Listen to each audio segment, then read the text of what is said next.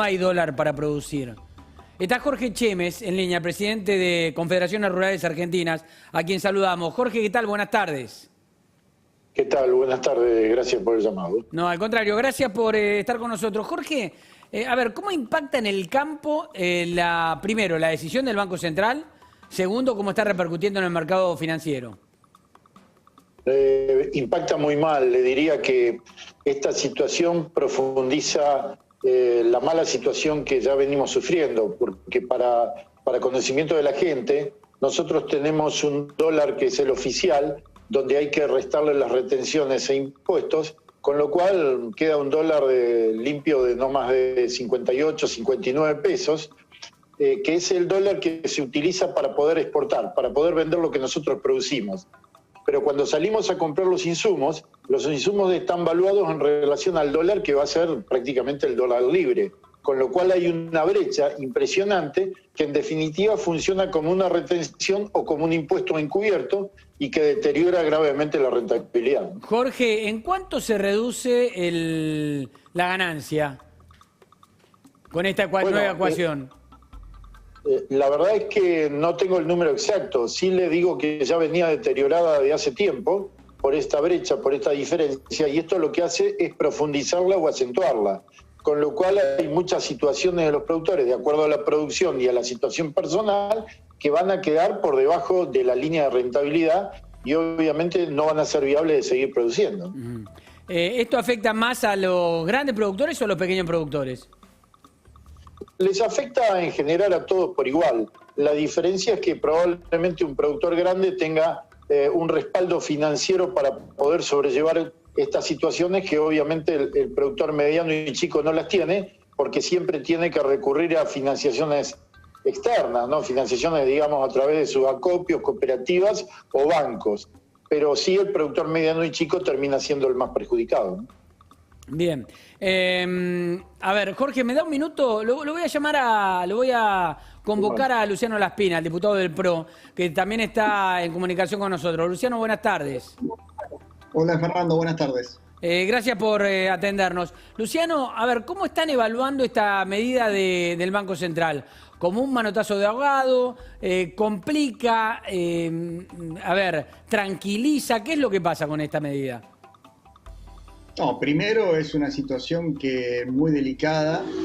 Yo en diciembre del año pasado, cuando imaginaba otro estilo presidencial, escribí un artículo en un diario que llamaba Un humilde consejo para Alberto Fernández, donde le sugería humildemente, ni bien terminara la reestructuración de la deuda, que en aquel momento suponíamos sería rápida, o más rápida de lo que finalmente fue, y obviamente no estaba la pandemia en el medio y la cuarentena eterna, salir cuanto antes del cepo cambiario, porque el cepo es como una trampa en la cual cada vez es más difícil salir y uno se va metiendo más. Bueno, esta trampa nos hemos ido metiendo, el gobierno ya tenía, según calculan los especialistas, entre 6.000 y 7.000 millones de dólares de reservas netas, quizás menos si uno le quita el oro, que es no necesariamente tan líquido como el resto de las reservas, y venía perdiendo casi 1.000 millones por mes, de modo tal que la situación era insostenible.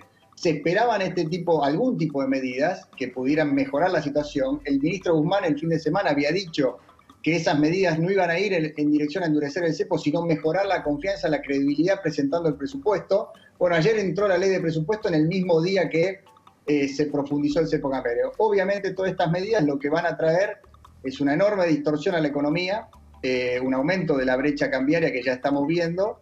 Hay una ganancia por parte del Banco Central que ahora va a tener un poco más de control en el mercado del dólar financiero, del contado con liquidación, porque ha de alguna forma excluido de la operación a los no residentes, de modo tal que los fondos de inversión están bastante más limitados, del extranjero están bastante más limitados para operar en el mercado, pero eso también va a generar menos oferta de dólares, un poco menos demanda, pero también menos oferta. Así que lo que vemos por delante es una economía que se sigue embarrando y metiendo cada vez más en esta trampa, en la cual le va a costar cada vez más salir, y cuando salga el golpe va a ser mayor, lamentablemente, para los argentinos. Ahora, diputado, el tema político, ¿cómo queda? Porque el mismo día que el ministro de Economía está presentando un presupuesto que proyecta un dólar a 100, se está tomando la medida y llevando el dólar oficial a 130. Ahí no hubo consulta, no hubo trabajo común, ¿cómo fue? No, es así. Yo un poco cuando escuché los primeros datos del presupuesto con las proyecciones, yo pensaba lo siguiente, la verdad que una planilla de cálculo resiste cualquier análisis en base a los supuestos que se hagan, pero hoy sin un plan económico, las metas de inflación y de crecimiento para el año que viene son como escribir en el agua, son algo que la verdad que no duran demasiado. Y justamente lo que esperamos es que el ministro viniese a explicar un programa de salida que recuperara la confianza basado en una ley de presupuesto que empieza a corregir el enorme desequilibrio que se generó este año con la pandemia.